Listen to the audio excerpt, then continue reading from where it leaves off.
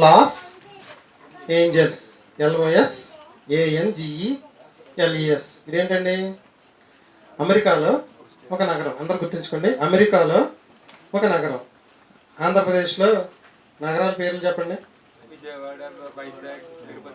అలాగే అమెరికాలో ఒక నగరం లాస్ ఏంజల్స్. అమెరికా సంయుక్త రాష్ట్రాల్లోని కాలిఫోర్నియా రాష్ట్రంలో అత్యధిక జనాభా కలిగిన నగరం లాస్ ఏంజల్స్. అమెరికా సంయుక్త రాష్ట్రాల్లోని న్యూయార్క్ తర్వాత అత్యధిక జనాభా కలిగిన పెద్ద నగరం లాస్ ఏంజల్ అండి.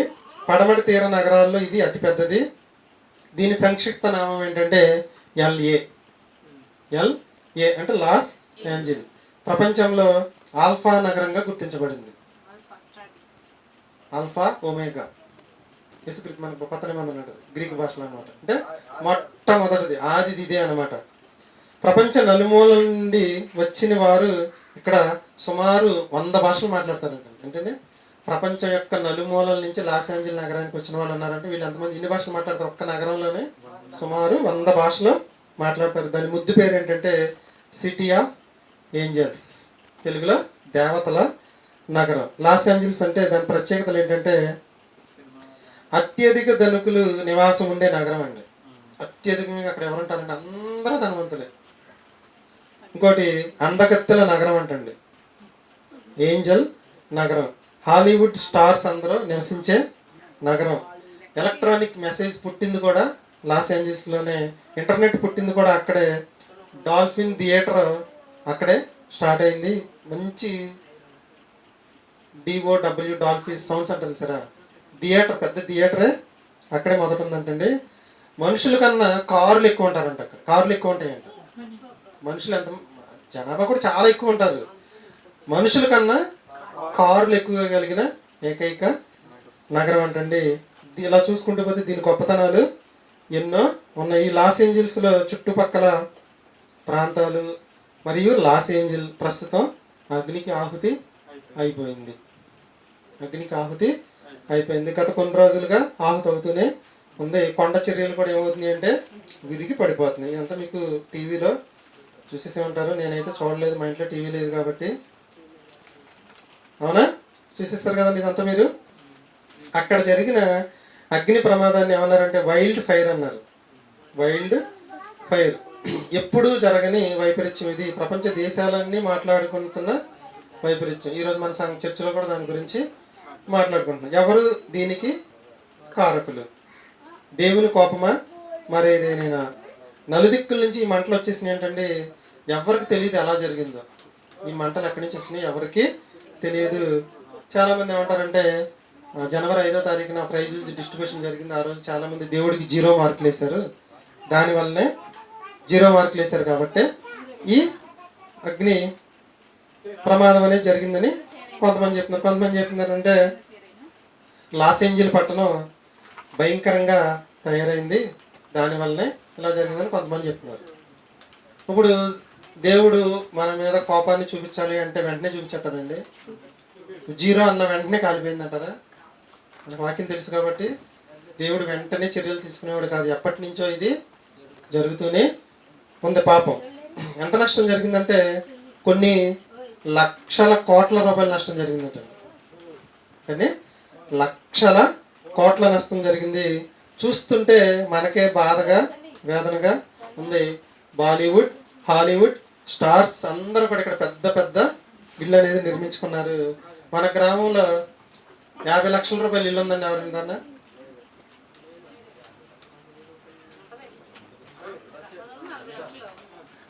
ఒంగూరులో 50 లక్షల ఇల్లు ఎవరిదైనా ఉందా? 50 లక్షలతో నిర్మించిన ఇల్లు ఏదీ లేదండి. ఒంగూరులో లేదు. పోనీ ఏలూరు వెళ్దాం, 1 కోటి రూపాయలతో నిర్మించిన ఇల్లు ఉందా? నేను అడిగింది ఇల్లు. నేను నా నొక్కు చెప్పిన ఇల్లు అని. షాపులు, షాపింగ్ కాంప్లెక్స్లు, హాస్పిటల్ అవి కాదు. ఇల్లు 1 కోటి రూపాయలతో. మన హైదరాబాద్లో ఉంటుందా? ఉంటుంది. స్థలాన్ని దాన్ని బట్టి ఉంటుంది. వీళ్ళు ఇక్కడ 10,000 కోట్లతో ఇల్లు నిర్మించుకుంటారంటండి. ఎంతండి? 10,000 కోట్లు. జస్ట్ అలా బటన్ నొక్కితే ఫస్ట్ రూమ్లోకి వెళ్తారు, ఇంకో బటన్ నొక్కితే ఫస్ట్ ఫ్లోర్లోకి వెళ్తారు, ఇంకో బటన్ నొక్కితే ఎక్కడికి కావాలంటే అక్కడికి వెళ్ళిపోతాయి. అన్ని లిఫ్ట్లు అనమాట. ఒక్కొక్క బిల్డింగ్ ఎంత 10,000 కోట్లతో ఒక్కొక్క ఇల్లు నిర్మించుకున్నారు. అన్నీ కూడా ఏమైపోయినాయి అంటే అగ్నికి ఆహుతి అయిపోయింది. ఇన్ని సంవత్సరాల సంపాదన అంతా ఏమైపోయిందంటే వేస్ట్ అయిపోయింది. 2025 జనవరి 5వ తారీఖున గోల్డెన్ గ్లోబ్స్ అనే అవార్డుల దినోత్సవం ఒకటి జరిగిందండి. అక్కడ మీ ఫేవరెట్ హీరో అని ఎవరైనా అడిగితే కొంతమంది ఏమో ఫేవరెట్ స్టార్ చెప్పారు, కొంతమంది ఫేవరెట్ హీరోయిన్ చెప్పారు, కొంతమంది బాలీవుడ్ స్టార్ చెప్పారు, కొంతమంది టాలీవుడ్ స్టార్ చెప్పారు, కొంతమంది అయితే తెలివిగా మా అమ్మ అన్నారు, కొంతమంది మా నాన్న అన్నారు, కొంతమంది ఇంకొకళ్ళు అన్నారు, కొంతమంది ఇంకొకళ్ళు అన్నారు. మరి దేవుడికి మార్కులు ఎన్ని వేద్దాము అని అంటే ఒక అమ్మాయి వేసి 0 అందంట. అందరూ కూడా 0 0 0 0 అని దేవుడికి ఎన్ని మార్కులు వేశారు? 0 మార్కులు వేయడం అనేది ఆ రోజు జరిగింది. అందరికీ తెలిసి మాట యూట్యూబ్లో ఫేస్బుక్లో అందరూ కూడా దీన్ని చూసేసారు. 0 అన్నందుకే ఈ ప్రమాదం జరిగిందా? అది ఈరోజు మన పాఠం అండి. 0 అన్నందుకే ప్రమాదం జరిగిందా? ఇప్పుడున్న లెక్కల ప్రకారం 27 మంది కాలిపోయారంటండి. 2 లక్షల మంది పారిపోయారంటండి. 27 మంది కాలిపోయారంటే చనిపోయారు, 2 లక్షల మంది పారిపోయారు. సుమారు 12,500 ఇల్లు కాలిపోయినాయి. ఒక్కొక్క ఇల్లు కాస్ట్ ఎంతో చెప్పాను మీకు. 12,500 ఇల్లు కాలిపోయినాయి. అమెరికా అంటే సామాన్యమైన దేశం కాదు కదండి. దానికి ఉన్న రెస్క్యూ టీమ్ కానీ, ఆర్మీ కానీ, మిలిటరీ కానీ చాలా చిన్నప్పటి నుంచి వాళ్ళకి కోట్ల రూపాయలు ఖర్చు పెట్టి నేర్పించి చాలా స్ట్రాంగ్గా ఉంటుంది. ఏదైనా సరే, ఆర్మీ అయినా, నేవీ అయినా, ఎయిర్ ఫోర్స్ అయినా, ఏదైనా సరే. మీకు వింత రహస్యం ఏంటంటే దాని పక్కనే నది ఉందంట, సముద్రం కూడా నది ఉందంట. ఆ లాస్ ఏంజల్స్ పక్కన నది ఉందంట. ఆ నీరు తీసుకొచ్చి కూడా దీన్ని ఆర్పలేకపోతుంది. వాళ్ళకున్న టెక్నాలజీతో ఎంత ప్రయత్నాలు చేసినా మంటల్ని ఆర్పలేక పోయారు. అంటే దేవుని టెక్నాలజీ అది. ఏ టెక్నాలజీ ఎంత చెప్పండి, అవునా? 40,000 ఎకరాలు కాలిపోయిందంటండి. మన ఒంగూరు చెరువు ఎన్ని ఎకరాలు తెలుసండి బావగారు?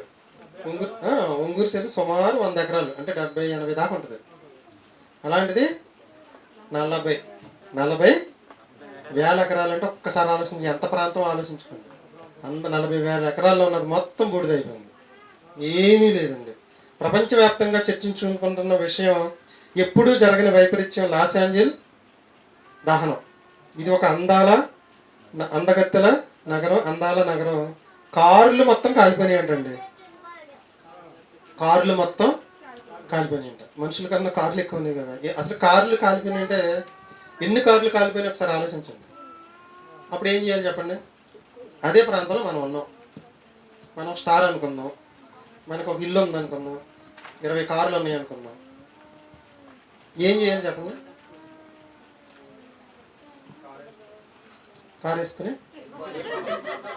దేవుడా కార్లన్నీ కాలిపోయినాయ్యా, జనాలు పరిగెత్తేసారు, వచ్చేసి నడుచుకుంటాను వెళ్తా. చెప్పండి ఏం చేయాలి? దేవుడి పక్కన అసలు దేవుడు భయం ఉంటే అసలు అదేంటి జరిగింది అక్కడ? ఇంకా వేరే ప్రాంతానికి వెళ్ళిపోయి ఇంకేమైనా చేయొచ్చా? అసలు ఇల్లు వాటర్తో తడుపుతానికి ఏం లేదు, అసలు మంటలతో పారిపోయి వచ్చేసాం. మీరు ఎందుకు చెప్పలేకపోతున్నారు చెప్పనా? అంత ఆస్తి, అంత కార్లు మీకుంటే మీరు చెప్పగలరు, లేవు కాబట్టి చెప్పలేకపోతున్నారని నేను అంటున్నా. సరే, మీకు మీరు ఊహించుకొని నా మీద చెప్పుకుంటాను. నేను రోడ్డు మీదకి వెళ్తుంటే ఎవరో ఇంట్లో ఏదో హడావుడిగా ఉందని బయటికి వెళ్ళాను. వెనక వాళ్ళ నుంచి వచ్చి మంటల్లో కాలుతున్న లారీ ఒకటి నా బండిని గుద్దుకుంటూ ఆగిపోయింది. నా బండి లారీ కూడా కాలిపోయింది. మీ బండి మీకు కాలిపోయింది అని అనుకోండి. అప్పుడు ఏం చేస్తారు? ఫైర్ ఇంజిన్ కొంచెం మొత్తం అయిపోయింది, మసి అయిపోయింది. ఫైర్ ఇంజిన్ వచ్చి చేసేదేమీ లేదు. అది నాకు కావాల్సింది. ఇన్సూరెన్స్ కంపెనీ గుర్తుంచుకోండి. ఇప్పుడు ఆరోగ్యానికి కూడా ఇన్సూరెన్స్ వచ్చేసింది. బండికి ఇన్సూరెన్స్, బైక్కి ఇన్సూరెన్స్, కార్కి, ఆటోకి, ట్రైన్కి, విమానం, ప్రతిదానికి ఇన్సూరెన్స్. గట్టిగా మాట్లాడితే సెల్ ఫోన్కి కూడా ఉందా లేదా? అలాగే అన్ని కోట్లతో ఇల్లు కట్టుకునే వాళ్ళు, అన్ని కోట్లతో కార్లు కొనే వాళ్ళు ఇన్సూరెన్స్ చేస్తారా చేయరా? అందరూ కలిసి ఇన్సూరెన్స్ కంపెనీ మీద పడ్డారంటే వెళ్ళి, ఇన్సూరెన్స్ ఇంత నష్టాన్ని మేము ఇవ్వలేమని కంపెనీ చేతులు ఎత్తేసిందంట. ఇప్పుడు వాడు ఇన్సూరెన్స్ అంటే ఏంటనుకున్నారు? అది ఒక వ్యాపారమే. ఇప్పుడు 100 మంది కడతారు, 100 మంది చచ్చిపోయారండి ఇన్సూరెన్స్. ఒకళ్ళు ఇద్దరు చేస్తారు, వాళ్ళకి మాత్రం ఎక్స్ట్రా డబ్బులు ఇస్తారు. ఆ ఎక్స్ట్రా డబ్బులు ఎక్కడి నుంచి తీసుకొచ్చి ఇస్తాడు అంటే ఈ కట్టేవాళ్ళు వడ్డీ ఏమన్నా చూసారా? అవి తీసుకెళ్ళి వాళ్ళకి ఇస్తారు. ఎంత మీకు తెలిసిందే. ఇన్సూరెన్స్ కంపెనీలు ఏం చేసినాయి? చేతులు ఎత్తేసినాయి. అంటే రూపాయి వస్తుంది ఇప్పుడు వీళ్ళకి. నేను కూడా గుర్తించలేదు. ఏదైనా ప్రమాదం జరిగిన వెంటనే మీరు కూడా చూడండి, ఇన్సూరెన్స్ చేశారండి వాళ్ళు, ఏదైనా ఇన్సూరెన్స్ ఉందా, డబ్బులు ఏమైనా వస్తాయా అని అనుకుంటాం మనం. కాబట్టి వీళ్ళు చేసిన ఇన్సూరెన్స్ ఏమైంది?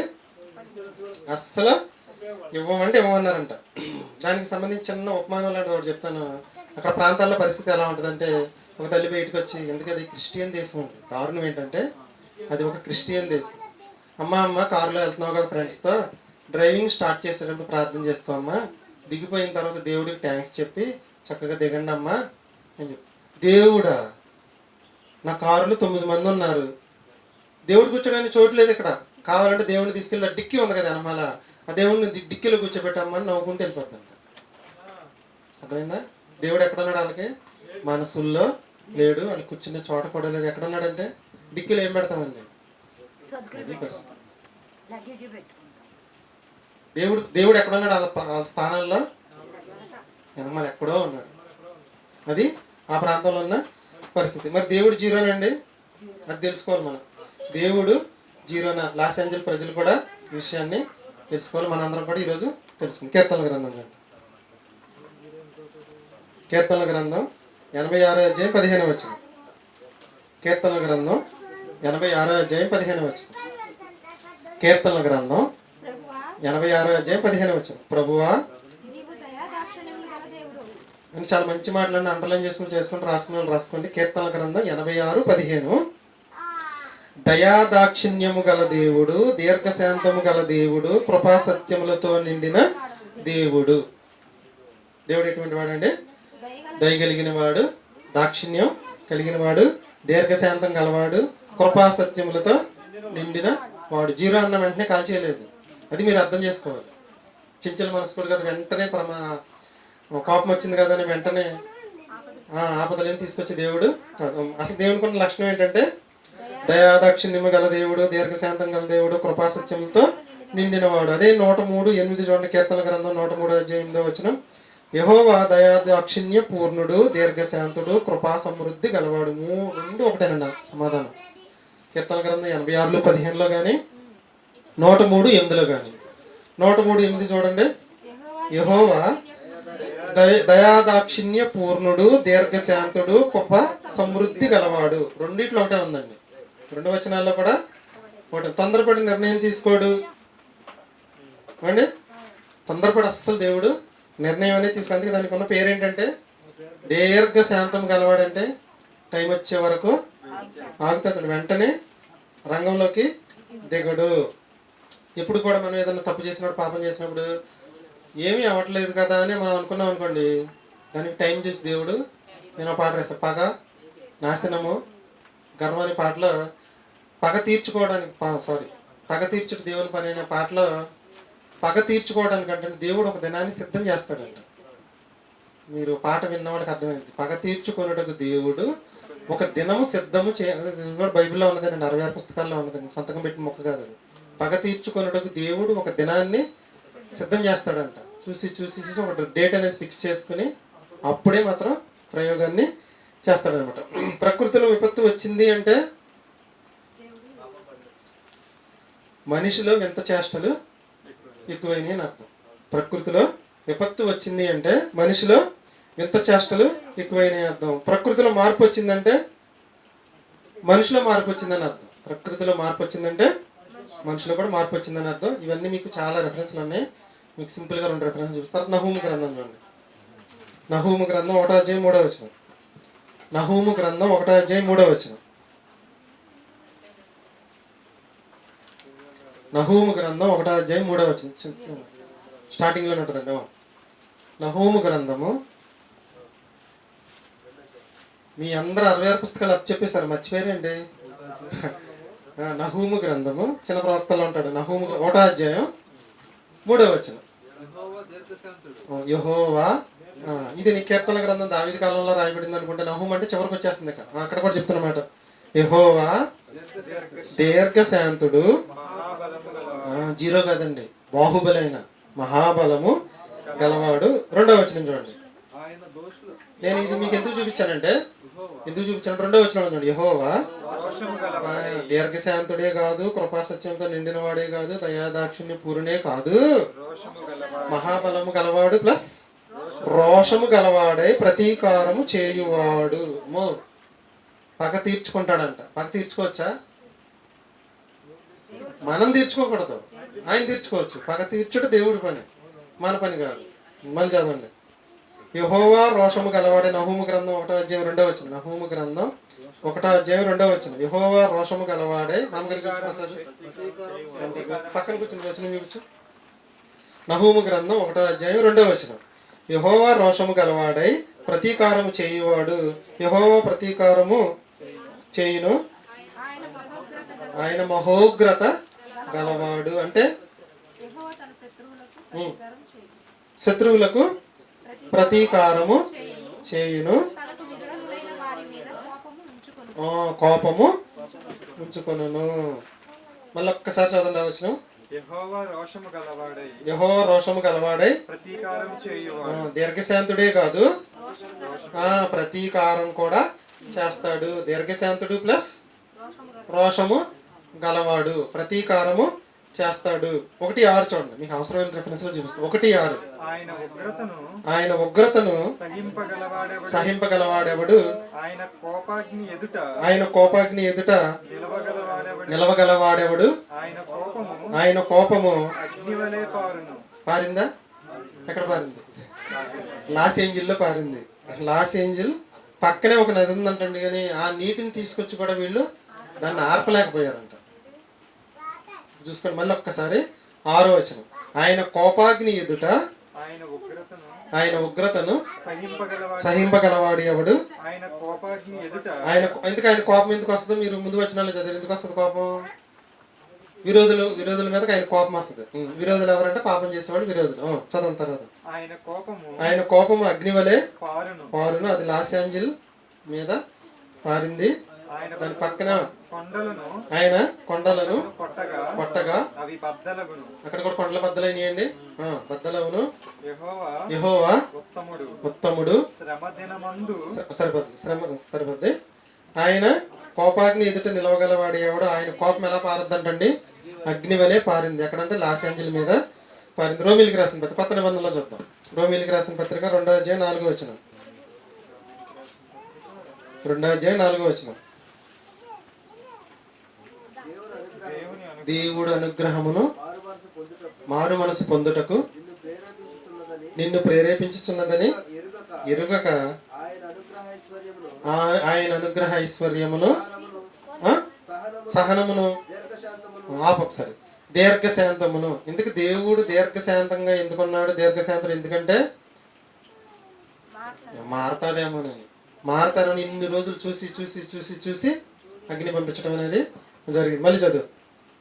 దీర్ఘశాంతము చదవండి. దీర్ఘశాంతం దగ్గర నుంచి.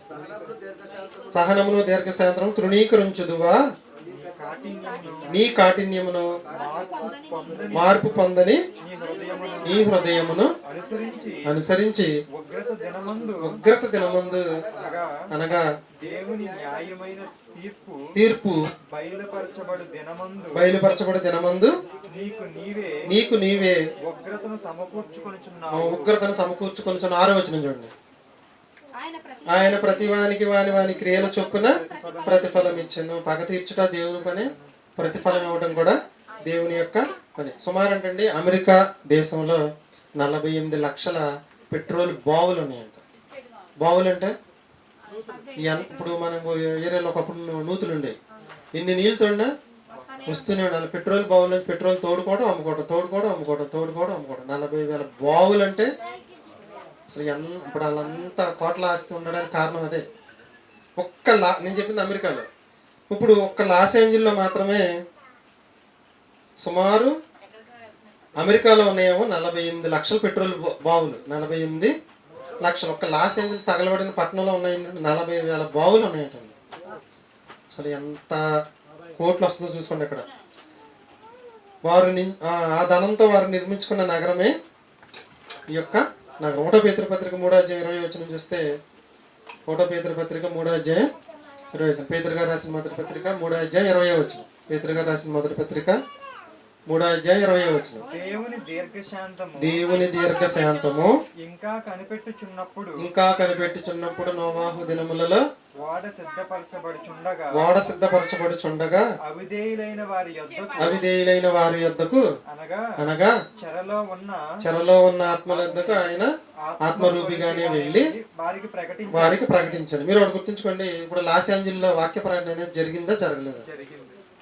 మీకు యూట్యూబ్లో వీడియోలో కూడా చూపించారు. ఒక అమ్మాయి దానియేలు గ్రంథం 4వ అధ్యాయం 30వ వచనం నుంచి 32వ వచనం వరకు. ఇంతకీ అక్కడ ప్రజలే చెడిపోయారంటారా, రాజులు కూడా చెడిపోయారంటారా? ఇప్పుడు దాన్ని బట్టే ప్రజలను బట్టే రాజు, రాజులను బట్టే ప్రజలు. ఒకసారి చూడండి 4వ అధ్యాయం 30వ వచనం. రాజు మీకు తెలిసిన సందర్భం ఇది. నెబుకద్నెజర్ రాజు బబులోను ఈ మహావిశాల పట్టణము నా బలాత్కారమును నా ప్రభావ ఘనతను కనపరచుటకే నా రాజధాని నగరమును నేను కట్టించినది కాదా? ఈ మాటలు వాళ్ళు కూడా అనుకుని ఉంటారంటారా? అనుకునే ఉంటారా? తమలో తాము అనుకునేను. రాజు నోట ఈ మాట రాగానే ఆకాశం నుండి ఒక శబ్దము వచ్చాను. ఎక్కడి నుంచి వచ్చింది? భూమి మీద మాట్లాడితే ఎక్కడి నుంచి వచ్చిందని శబ్దం. సరే, ఈ సందర్భాన్ని మరొక్కసారి మళ్ళీ చదవండి అందరూ. రాజు ఆ ప్లేసులు మిమ్మల్ని పెట్టుకోండి, మీకు బాగా అర్థమైంది. మీరే రాజు అనుకోండి. బబులోనను ఈ మహావిశాల పట్టణపు నా బలాధికారమును అంటే రాజుగారు ఎంత గొప్పగా కట్టారని కనపరచుటకే నా రాజధాని నగరముగా నేను కట్టించినది కాదా? ఎక్కడ అనుకున్నాడంటండి? తనలో తాను అనుకుంటే ఎక్కడికి వినపడిందంట? మరి పరలోకం ముందున్న మా తండ్రి అని మనం ప్రార్థన చేస్తే వినపడదా? ఇప్పుడు ఒక్కొక్క సందర్భం భోజనానికి వెళ్ళాలి, మనం భోజనం చేసేటప్పుడు ప్రార్థన చేసుకోవాలి, మనకు తెలుసు అది. ఇప్పుడు భోజనం బంతులు అందరం కూర్చున్నాం. భోజనాలు బంతి అంటే అర్థం ఏంటంటే ఉరుకులు పరుగులు పందాలు అనమాట. కాకపోతే తినేప్పుడు ఆడు స్వీట్ వేసినప్పుడు ఎనమల బిర్యానీ వచ్చే సమయానికి నువ్వు స్వీట్ తినకపోయినా నీకు బిర్యానీ వడ్డించేస్తాడు. నువ్వు బిర్యానీ తింటాం అవ్వకపోయినా రైస్ వడ్డించేస్తాడు. ప్రకారం వడ్డించుకుంటూ వెళ్ళిపోతాడు. అంటే పరుగు పందెం అనమాట. తినేయాలి, తినేయాలి. అమ్మ మా అయ్యగారు ప్రార్థన చేసుకోమన్నారని ప్రార్థన తగులుకి 30 గంట చేశాం. నీ ప్లేట్ మాత్రం వదిలేసి అక్కడ తీసేసుకొని ఇంకో బంతి వేసేసుకుంటారండి. అంటే చాలా మంది మొక్కలు వేసి చేయాలి ప్రార్థన, పొడుకుని చేయకూడదు. సమయాన్ని, సందర్భాన్ని, అవసరాన్ని అన్ని చూసి ఇంకంతా ఖాళీగా ఉన్నావు. గదులకి 2 గంటలు చేసుకో ఎవరేమంటారు నేను. అక్కడ ఎలా చేయాలి ప్రార్థన? అందరూ తింటే మనం కళ్ళు మూసుకున్నాం అనుకో, అది అలా చూస్తుంటారు. మనం చేయటం తప్పని నేను అంటున్నా, 2 ముక్కలు చేసేయచ్చు అంటున్నా. కళ్ళు తెరిచి చేయగలమంటారా? చేయమని నేను చెప్పట్లేదండి. మనస్సులో చేసిన మన మనసుని బట్టి మనసులో చేసిన తండ్రి ఈ ఆహారం ఇచ్చినందుకు నీకు థ్యాంక్స్, దీని ద్వారా నాకు మంచి ఆరోగ్యం ఇవ్వమని నిన్ను కోరుకుంటున్నాను తండ్రి. ఆమె అయిపోయింది. సమయాన్ని సందర్భంలో చక్కగా. ఇప్పుడు ఇంతకీ ఈయన ఎక్కడ చేసుకున్నాడంట? మనసులో అనుకున్నాడంట. ఏంటి? అబ్బా ఎంత గొప్ప అనుకున్నాడంట మనసులో. ఇది ఎక్కడికి వెళ్ళిపోయిందంట? ఇప్పుడు కనెక్ట్ అయిద్దండి మనం చేసే ప్రార్థన. Easy connect. మనకి ఏ శ్రమ వచ్చినా, ఏ కష్టం వచ్చినా డైరెక్ట్గా మనం హరిబాబు రాజేష్ చెప్పారు ఒక రోజున దానియేలు గ్రంథం చివరి అధ్యాయంలో ఎక్కడికి వెళ్ళిపోయాడు ఆయన? చివరికి ఏదో కష్టం వస్తే ఎవరి దగ్గరికి వెళ్ళాడు? వేరే దేశపు రాజు దగ్గరికి వెళ్ళాడు కదా. సిరియా రాజు దగ్గరికి వెళ్ళాడు, కానీ ఎవరి దగ్గరికి వెళ్ళలేదు?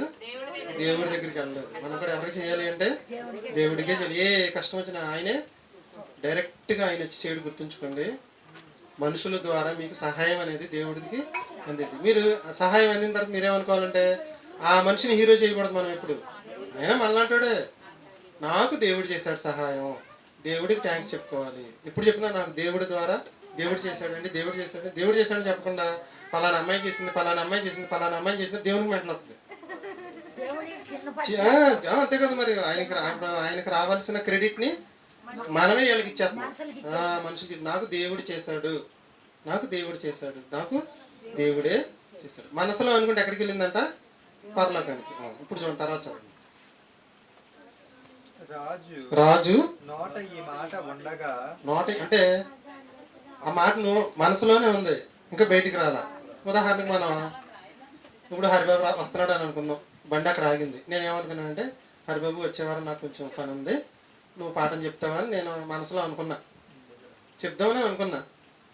హరిబాబు బదులు రాజేష్ వచ్చాడు లోనికి, అక్కడ కనబడుతున్నాడు రాజేష్. అప్పుడు నేను మనసులో అనుకున్నానంటే హరిబాబు రాలే, తర్వాత వస్తాడేమోలే, ఒకవేళ రాకపోతే రాజేష్కి ఈ మాట చెప్తే నేను మనసులో అనుకున్నా, ఏమని, మీ తమ్ముడిని వచ్చేవారం పాఠం చెప్పమని.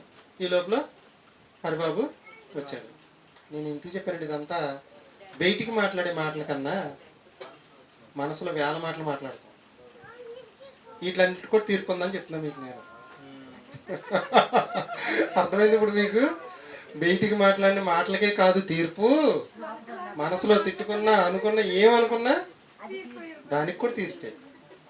ఇదే దీనికి ఆధారం. మనసులో అనుకున్నాడు అంటే నేనే అనుకున్నాడు. తర్వాత చదవండి.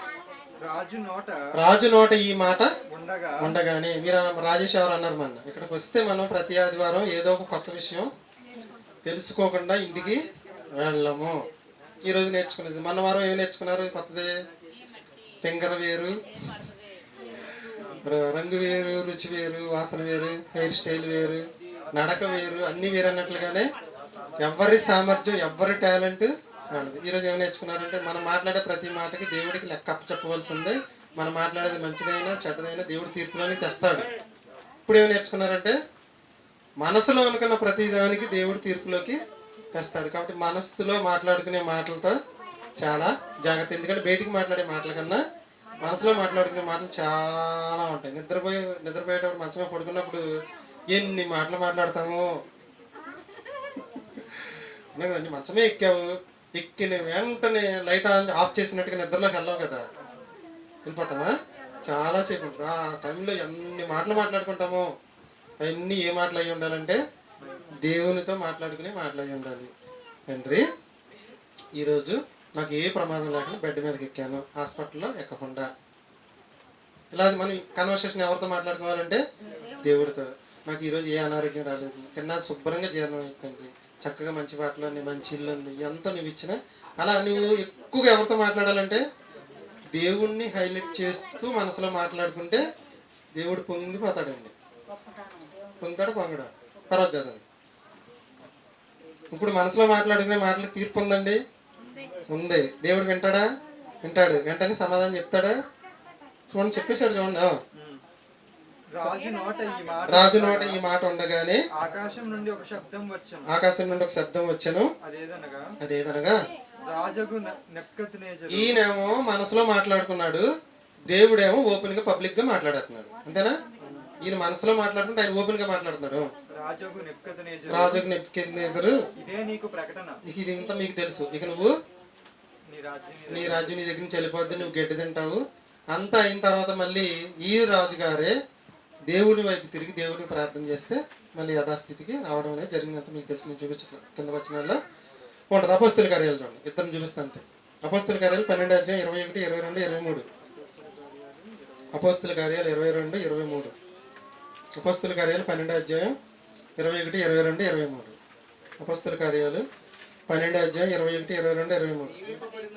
అంటే ఈ పాఠానికి మీకు దగ్గర 70-80 రెఫరెన్స్లు చూపించవచ్చు, కొత్త నిబంధనలో పాత నిబంధనలో కలిపి. సింపుల్గా అవసరమైన 4 చూపిస్తున్నా. నియమింపబడిన దినమందు హేరోదు రాజవస్త్రములు ధరించుకొని న్యాయపీఠం మీద కూర్చుండి వారి ఎదుట ఉపన్యాసం చేయగా. అంటే రాజుగారు ప్రజల ముందు మాట్లాడుతున్నారు. ఎవరు మాట్లాడుతున్నారు? రాజుగారు ప్రజల ముందు మాట్లాడుతున్నారు. జనులు ఇది దైవ స్వరమే కానీ ఒక రాజుగారిని ఏమంటున్నారు? దేవుడు అంటున్నారు. క్రితం ప్రభుత్వంలోని అధికారులు కూడా ఏమన్నారు ప్రజలండి? గుడి కూడా కట్టారు తెలుసా మీకు? నవరత్నాలు గుడి అంటే. ఇప్పుడున్న అధికారులు కూడా ఏమంటున్నారంటే ప్రజలు దేవుడే. పవన్ కళ్యాణ్ మా దేవుడు అంటే దేవుడి స్థానం ఎక్కడికి వచ్చేసిందంటే మనుషులకు వచ్చింది. ఈ మనుషులు ఏం చేయాలంటే దేవుడే, నేనే, ఆ దేవుడు నా ద్వారా మీకు సాయం చేయించాడు తప్పితే నాదేమీ లేదు. ఒకవేళ నేను కాకపోతే ఇంకొకరి ద్వారా నీకు సాయం చేస్తారు, ఇంకొకరి ద్వారా నీకు సాయం చేస్తారు. కాబట్టి నీవు క్రెడిట్ ఎవరికి ఇవ్వాలంటే దేవుడికే ఇవ్వాలి అని చెప్పవలసిన అధికారులు వాళ్ళు. కానీ చెప్తున్నారా అంటే దేవుడండి ఆయన అనగానే అమ్మ అని అళ్ళు పొంగిపోతున్నారు.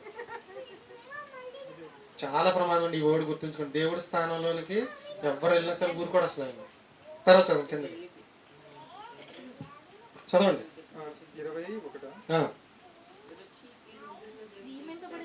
22 జనులు ఇది దైవస్వరమే కానీ ఏది దైవస్వరం? కనపడేది మాట్లాడేది ఎవరండి? రాజుగారు మాట్లాడుతున్నారు, దేవుడు మాట్లాడుతున్నారని చెప్తున్నారు. మానవ స్వరము కాదని కేకలు వేసిరి. అతడు దేవుణ్ణి మహిమపరచనందున ఎవరిని మహిమపరచలేదు? దేవుని మహిమపరచనందున. అంటే ఇప్పుడు గుర్తుంచుకోండి, టాప్ సీక్రెట్ ఒకటి చెప్తున్నాం మీకు. మనసులో బయటికి మాట్లాడే మాటలు కానీ ఎక్కువ మాటలు మాట్లాడతాం. మనసులో మాట్లాడిన మాటలన్నీ దేవుడితో మాట్లాడుకోండి. మనసులో మాట్లాడుకునే మాటలన్నీ దేవుడితో మాట్లాడుకోండి. అదంతా దేవుడితో మాట్లాడితే దేవుడితో ఎలా మాట్లాడతాం మనం? Thanks thanks thanks thanks thanks thanks అని చెప్తాం ఎక్కువ. అంటే దేవుణ్ణి మహిమపరుస్తాం అనమాట. ఇప్పుడు ఈయన దేవుణ్ణి మహిమపరచనందున వెంటనే వెంటనే అంటే ఇమీడియట్గా అనమాట ప్రభువుతో అతని మొత్తెను గనుక పురుగులు పడి ప్రాణం అంటే ఒళ్ళంతా మొత్తం ముక్కుల్లోంచి కళ్ళని మొత్తం అంతా పురుగులు పడి చచ్చిపోయాడు. అంటే అమ్మో అంటే జీరో అండి దేవుడు. అది జీరో అన్నంత మాత్రాన జీరోనండి. దీర్ఘశాంతుడు, దయాళుడు, కృపా సమృద్ధి కలిగిన వాడు అయినప్పటికీ విరోధులకి ప్రతీకారం చేయు దేవుడు. ఆయన కోపము అగ్ని వలె పారును. ఇప్పుడు ఇది అందరూ కూడా తెలుసుకోవాలి. ఇప్పుడు లాస్ ఏంజల్ గురించి మనం ఏం చేద్దాం? అది ప్రార్థన ఏమని చేయాలి? ఆ లాస్ ఏంజల్ పట్టణం మళ్ళీ ఎలా ఉందో అలా ఏర్పడాలని ప్రార్థన చేయకూడదు. నేను చెప్పేది అయితే ప్రార్థన అంటే మనం ఏమైపోయిందంటే ఏది పడితే అది మాట్లాడేసి ప్రార్థన అనుకుంటున్నారు. నీ ఎదురుగుండా దేవుడు ఉన్నాడు అనుకుని మీరు మాట్లాడితే చాలా జాగ్రత్తగా మాట్లాడతారండి. ప్రార్థన చేసేటప్పుడు మన ఎదురుగుండా దేవుడే నిల్చుని ఉన్నాడు అని అనుకుని మీరు ప్రార్థన చేయండి. గుళ్ళు దగ్గర పెట్టిన జాగ్రత్తగా మాట్లాడతామండి. మనం ఇప్పుడు లాస్ ఏంజల్ గురించి మనం ప్రార్థన చేయాలి. దేవుడు ఎదురుగా ఉండాలి. ఏమని ప్రార్థన చేస్తారు చెప్పండి?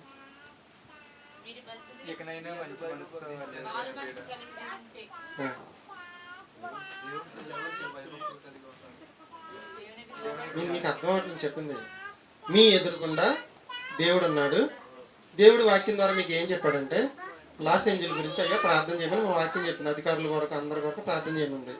వాక్యం నిన్ను ప్రార్థన చేయమంది. నీ ఎదురుకుండా దేవుడు ఉన్నాడు. నువ్వు ఏమని ప్రార్థన చేస్తావు? ప్రార్థన అంటే మాట్లాడడం అని అర్థం. వాళ్ళని క్షమించండి. Very good.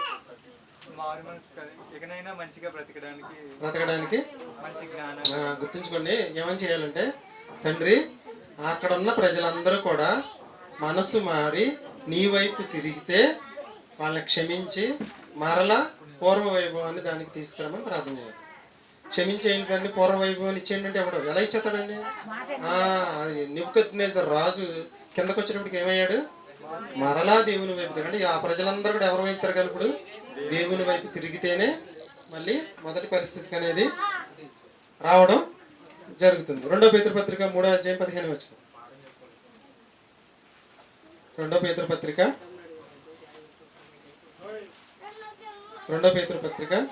3వ అధ్యాయం 10-12.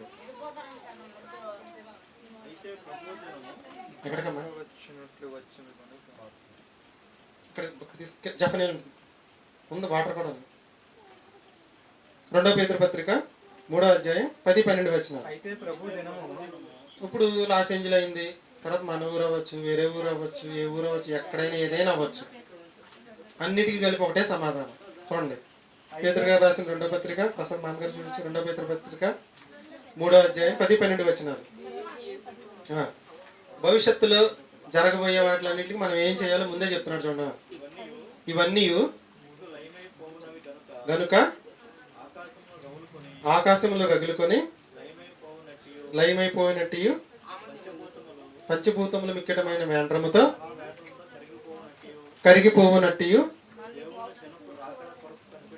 దేవుని దినపు రాకడ కొరకు కనిపెట్టించు. ఇప్పుడు మనం అందరం దేని కొరకు కనిపెట్టాలంటే యేసుక్రీస్తు 2వ రాకడలో రాబోతున్నాడు. ఇదంతా కూడా అగ్నికి ఆహుతి కాబోతుంది అని మనసులో ఉంచుకుని తర్వాత ఆపేక్షించు. అదండి, అందరూ హృదయం అనే పలక మీద రాసుకోవాలంటే త్వరలో ఈ పాట కూడా రిలీజ్ అయితే పరిశుద్ధ ప్రవర్తనతోనూ పరిశుద్ధమైన ప్రవర్తనతోనూ భక్తితోనూ ఎంతో జాగ్రత్తగా ఉండవలను. ఈ మూడు లేకపోతే సేమ్ అన్నమాట. ఏముండాలి? పరిశుద్ధమైన ప్రవర్తన. లాస్ ఏంజల్లో పరిశుద్ధమైన ప్రవర్తన ఉంటే అగ్నికి ఆహుతి అయిద్దండి? ఒకదో. పరిశుద్ధమైన ప్రవర్తన, భక్తి,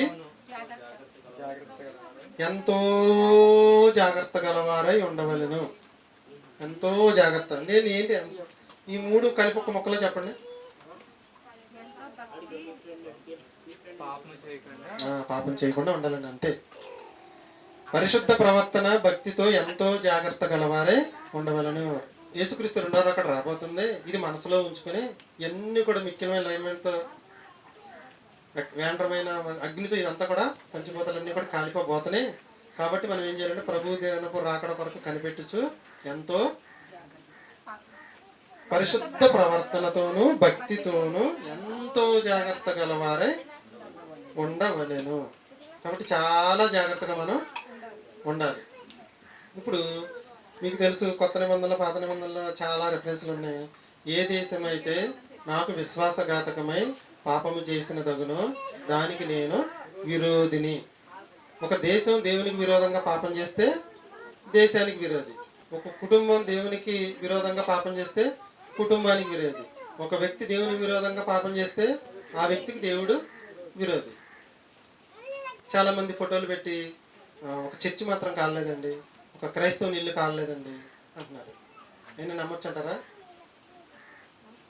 ఉదాహరణకి మన గ్రామంలో ఒక మంచి రైతు ఉన్నాడు అనుకుందాం, బాగా దేవునికి భక్తిపరుడు అనుకుందాం. దేవుడు తుఫాన్తో ఈ ప్రాంతాన్ని నాశనం చేయాలనుకున్నాడు. ఆ ఒక్క ఎకరాన్ని మాత్రం మిగిలినంత వర్షం పడిపిస్తాడండి? కుదిరిద్ది? అది కుదరదు. నోవాహు జలప్రలయంలో నోవాహుని మాత్రం తప్పించాడు. సొదొమ గొమొర్రా ప్రమాదంలో లోతుని తప్పించాడు. మనిషిని తప్పిస్తాడు కానీ ఆస్తిపాతులు తప్పాడు. గుర్తుంచుకోండి. అక్కడ ఉన్న వాళ్ళు ఒకళ్ళిద్దరు భక్తి పరులు ఉన్నా వాళ్ళు సంపాదించిన ఆస్తి మొత్తం ఏమైపోద్దంటే పోవాల్సిందే. ఇది దేవుని యొక్క చట్టం. దేవుని యొక్క చట్టం. 2 పేతురు పత్రిక 3:15 చూడండి. 2 పేతురు పత్రిక 3:15. దేవుడు ఎన్ని సంవత్సరాలు లాస్ ఏంజల్ గురించి ఏ శిక్ష వేయకుండా ఎన్ని సంవత్సరాలు ఎందుకున్నాడంటే ఒకసారి చూడండి. 2 పేతురు పత్రిక 3:15. మరియు మన ప్రభు యొక్క దీర్ఘశాంతము. పాత నిబంధనలు అదే ఉంది, కొత్త నిబంధనలు దీర్ఘశాంతము రక్షణార్థమైనదని ఎంచుకొనుడి. రక్షణార్థం ఏంటంటే ఇంకా మారతారనే రక్షణార్థమయ్యే దీర్ఘశాంతంతో ఉన్నాడు తప్పితే చేత కాక కాదు, కోపం తీర్చుకోలేక కాదు, పగ తీర్చుకోలేక కాదు. మారతారేమోనని చూస్తున్నాడు. ఇంకా చక్కబడతారని చూస్తే వాళ్ళు చక్కబడలేదు, దేవుని వైపు తిరగలేదు, త్రాసులు వేసి చూస్తే తేలిపోయింది. కాబట్టి శిక్ష అనేది అమలు చేయటం అనేది జరిగింది. ఇంకా అది చక్కబడాలంటే ఏం చేయాలి? ఒక మొక్కలో చెప్పండి. లాస్ ఏంజల్ అనేది చక్కబడాలంటే ఏం చేయాలి? జనాలందరూ దేవుని వైపుకి తిరిగి క్షమించమని అడగాలి. రక్షణ పొందాలంటే రక్షణ పొందాలి. రక్షణ పొందిన వాళ్ళు ఉంటే ఆ రక్షణని అంతము వరకు కొనసాగించుకోవాలి. ఒక్కసారి ఇర్మియా గ్రంథం 22:29 చూడండి, ముగించుకుందాం. ఇర్మియా గ్రంథం 22:29. ఇర్మియా గ్రంథం 22:29. 22:29. 22:29 3 సార్లు అంటున్నాడు ఏంటండి? అంటే ఏదో జరిగింది కదా. దేశమా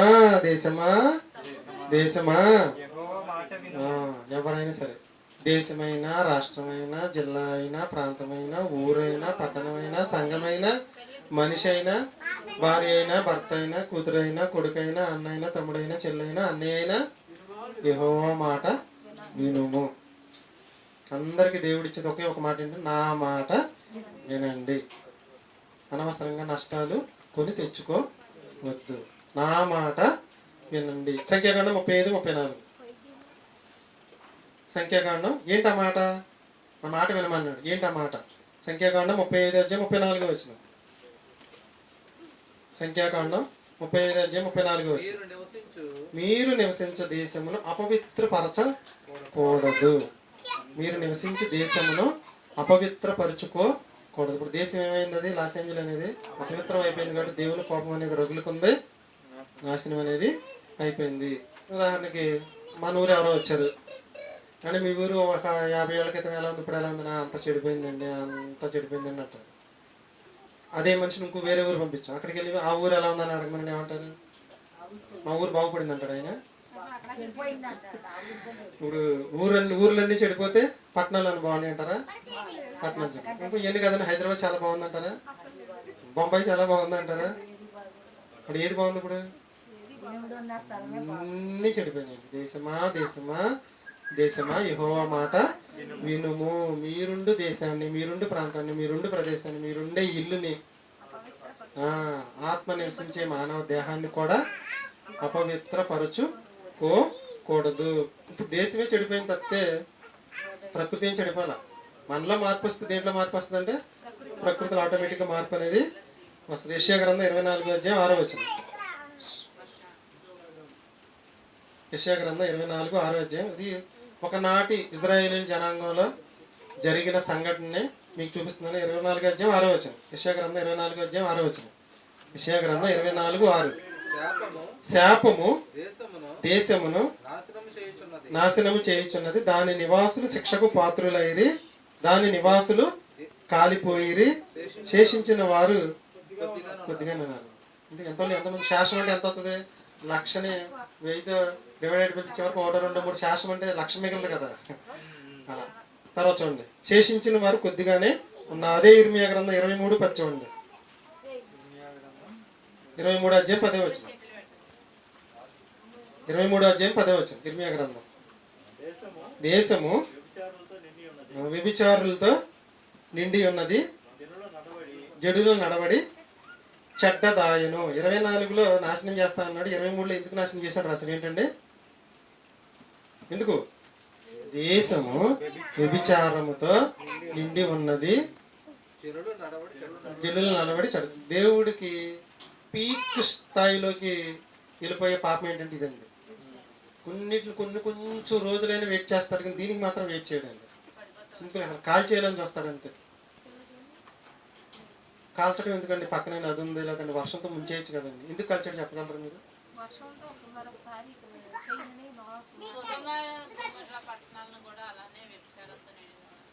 కాల్చడమే ఎందుకంటా నేను.